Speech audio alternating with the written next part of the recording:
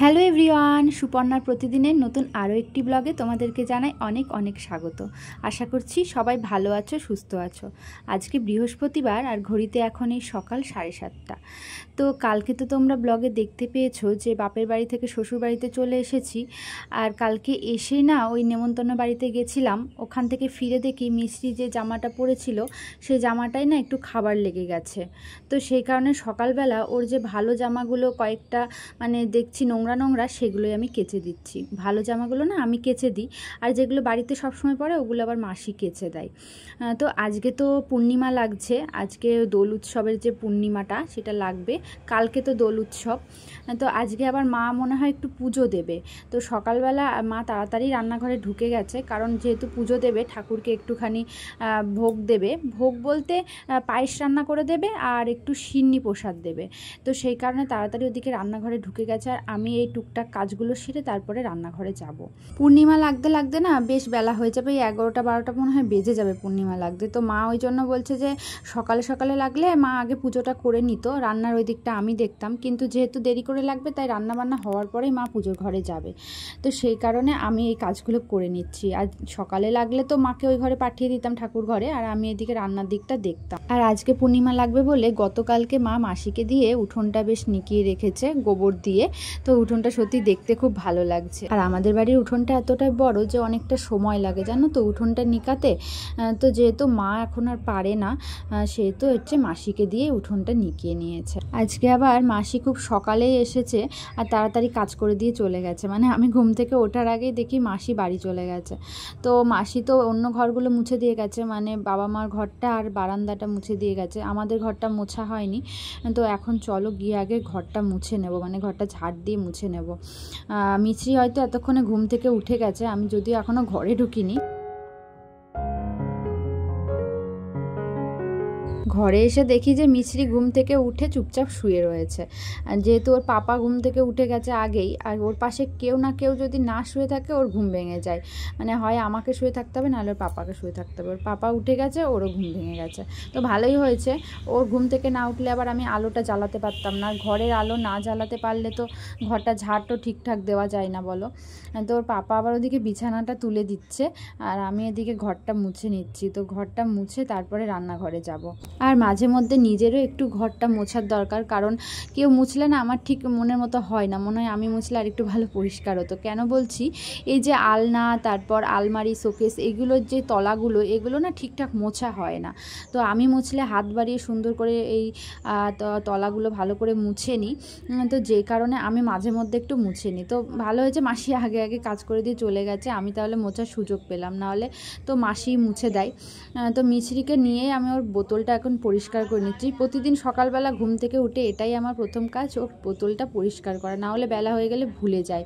আর পরিষ্কার বলতে কি, ওর বোতলটা আমি প্রত্যেক দিনই ফুটাই। তো এখন এটা পরিষ্কার করে নিয়ে ফুটাবো, কারণ রাত্রিবেলাও যেহেতু দুধ খাই, তো দুধ খাওয়ার পরে না, এখন যেহেতু একবার করে দুধ খাই রাতে, মাঝরাতে, তো সেই তখন না আমি আর সেটা পরিষ্কার করে রাখি না, মানে ঘুমিয়ে পড়ি। তো সকালবেলা ঘুম থেকে উঠেই ওই জন্য আগে এটা ফুটাতে বসিয়ে দিই। তো দেখো মা রান্নাঘরে ঢুকে গেছে, আর আমি এদিকে মিছরি পাপার জন্য ডিম সেদ্ধটা করেছিলাম, ডিম সেদ্ধটা মিছরি পাপাকে দিয়ে দিচ্ছি। ওর ওটসের মধ্যেই ডিম সেদ্ধটা দিয়ে দেবো, তো ওটস খাবে, তো ও আবার দোকানে চলে যাবে। আজকে যেহেতু পূর্ণিমা, আজকে নিরামিষ রান্নাবান্নাই হবে। সকালে শুধুমাত্র মিছরি পাপার জন্যই না ডিম সেদ্ধ দিয়েছিলাম, তাছাড়া অন্যান্য রান্নাবান্নাগুলো সব নিরামিষই হয়েছে। আজকে সেরকম একটা রান্নাবান্না হয়ও নি, মানে এক তরকারি এক ডাল আর কি। আর পূর্ণিমার দিনটা না আমরা নিরামিষ করেই খাই আর কি। তো মিছরিকে স্নান করিয়ে দেবো, কারণ মিছরি ভীষণ ঘুম পেয়ে গেছে। আর ওর ঘুম পেয়ে গেলে না ও এত বায়না করে, জামা কাপড়ও পরতে চায় না। তো এখন ওকে ভুলিয়ে বালিয়ে জামা কাপড়টা পরিয়ে দিচ্ছি, তারপর ওকে ঘুম পাড়াবো। আর বাবা মা ওদিকে ঠাকুর ঘরে চলে গেছে, মা হয়তো এতক্ষণে ভোগটা রান্না করছে, বাবা তারপরে পুজোটা দিয়ে দেবে। তো আমি ভেবেছিলাম স্নান করে একটু আজকে ঠাকুর ঘরে যাব পুজোর সময়টাই। আর আজকে পূর্ণিমা, মা বলছিল একটু আলতা পরতে, কিন্তু সেটা মনে হচ্ছে হবে না, কারণ মিছরি যেহেতু ঘুম পেয়েছে, ওকে এখন আমাকে ঘুম পাড়াতে হবে। আর ওর ঘুম পাড়াতে অনেকটা টাইম লেগে যায় জানো তো, মোটামুটি 10-15 মিনিট তো লাগেই ওকে ঘুম পাড়াতে। আমি এদিকে ওকে টিপ পরিয়ে দিচ্ছি, আর ও আমার কপালে থাকা টিপটা খুলবে বলে বারবার আমার কপালের দিকে হাত বাড়াচ্ছে। মা আবার এখনই বলে গেল যে ভাতটা বসিয়ে দিয়ে গেছে ইন্ডাকশানে, রান্নাঘরে গেছে, ভাতটা দেখতে হবে। তো ভাতটা হতে একটু টাইম লাগবে, মানে ভাতে ফেনা আসতে তো একটু টাইম লাগবেই বলো, ততক্ষণে মিষ্টিকে ঘুম পাড়ানো হয়ে যাবে। তো মিষ্টিকে ঘুম পাড়িয়ে দিয়ে গিয়ে আমি ভাতটা দেখব, ভাতটা নামাতেও হবে। মা যেহেতু এখন ঠাকুর ঘরে একটু ব্যস্তই আছে, তো চলো মিষ্টিকে তাড়াতাড়ি ঘুম পাড়িয়ে দিই। সব সময় ঠাকুর ঘরের দায়িত্বগুলো আমার শাশুড়ি মাই নিয়ে থাকে, আমি এদিককার দায়িত্বটাই নিই। মানে মা সবসময় ঠাকুর ঘরে যেহেতু যাই, তো আমাকে এই রান্নাবান্নার দিকটাই দেখতে হয়। তো আগাগোড়াই মানে মিষ্টি হওয়ার আগেও যখন বাড়িতে কোনো পুজো অনুষ্ঠান হয়, তখন আমি রান্নার দিকটা সমস্ত করি আর মা ওই দিকটা দেখে। ঠাকুর ঘরে পুজোর আয়োজন করা, পুজোর জিনিসপত্রগুলো গোছাতে আমারও ভীষণই ভালো লাগে জানো তো। কিন্তু না, এই রান্নার এই দিকটা দেখতে গিয়ে আমার ওদিকটা আর হয়ে ওঠে না। তো ওটা আমার ভীষণ পছন্দের কাজ, কিন্তু করা হয়ে ওঠে না ঠিক। বরাবরই পছন্দের কাজগুলো আমি করে উঠতে পারি না। তো যে কাজগুলো আমাকে করতে বলা হয় সেগুলোই করি, একদম প্রথম থেকেই তাই জানো তো। কিন্তু এখন যখন কেউ বাড়িতে থাকে না, তখন কিন্তু আমার মনের ইচ্ছাটা ঠিক আমি পূরণ করে নিই। মানে যখন বাবা মা কেউ থাকে না, তখন আমি পুজোর এদিকটা একটু গোছাই, গোপালকে স্নান করাই, পুজোর দিকটা একটু দেখি। যদিও নারায়ণ আছে বলে পুজো দিতে পারি না, তবু গোপালকে তো স্নান করাতে পারি, গোপালের পুজোটা তো দিতে পারি, তখন না বেশ ভালো লাগে। তো কেউ বাড়িতে না থাকলেই নিজের ইচ্ছাটা একটু পূর্ণ করে নিই।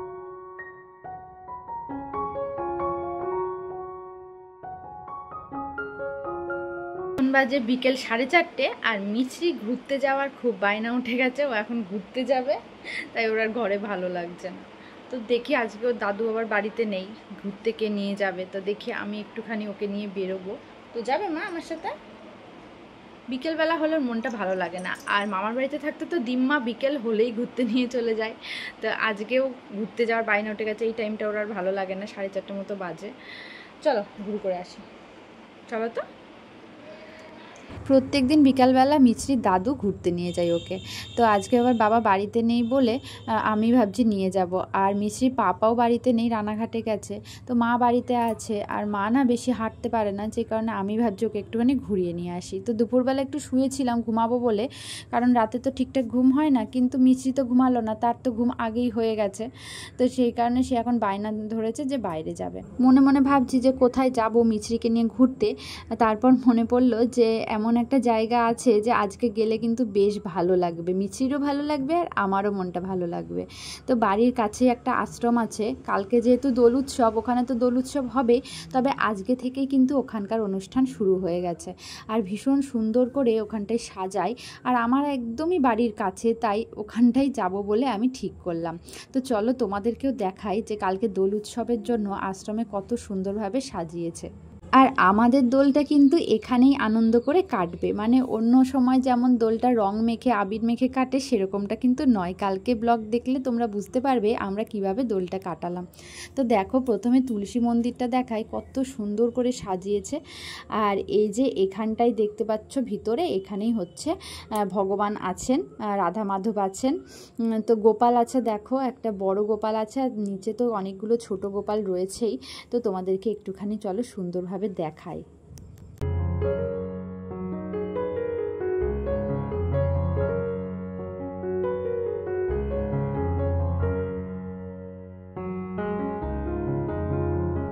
প্রথমে ভাবছিলাম যে মিছরির এখানে এসে ভালো লাগবে না, কারণ ও তো ঘুরতে বেশি পছন্দ করে, এখানে এসে বসে থাকলে হয়তো অতটা পছন্দ করবে না। কিন্তু এসে দেখলাম না, মিছরির কিন্তু বেশ ভালো লেগেছে, ও এখানে পুরো খেলায় মেতে গেছে আর ভীষণই আনন্দ পাচ্ছে। চারিদিকে এত সুন্দরভাবে সাজানো, ও খালি দেখছে আর খেলা করছে। আর এখানে সবাই মালা গাচ্ছে, তুলসী পাতার মালা গাচ্ছে, তো এগুলো দেখছি আমারও বেশ ভালো লাগছে। আর মিছরিও বেশ এনজয় করছে, ও আবার ফুল নিয়ে খেলাও করছে। সত্যি কথা বলতে কি জানো, আমি বাপের বাড়ি থেকে এখানে আসলাম এখানকার দোল উৎসবটা দেখব বলেই। এখন আর ওই রং খেলা বা আবির খেলা ভালো লাগে না। তবে এই যে এখানে যে দোল উৎসবটা হয় আমার ভীষণ ভালো লাগে জানো তো। তবে আগের বছরটা আমি মিস করে গেছি, কারণ যেহেতু বাপের বাড়ি ছিলাম প্রেগনেন্সির জন্য, তাই এই বছরটা ভাবলাম মিস করা যাবে না, এ বছরটা দেখতেই হবে। তো চলো, সুন্দর গান বাজনাও হচ্ছে, একটু গান শুনে তবেই মিছরিকে নিয়ে বাড়ি ফিরবো, সন্ধেও লেগে গেছে। তাই আজকের ব্লগটা এখানেই শেষ করছি, কালকে আবার নতুন ব্লগের সাথে দেখা হচ্ছে। সবাই ভালো থেকো, সুস্থ থেকো, আর কালকের ব্লগটা কিন্তু কেউ মিস করো না।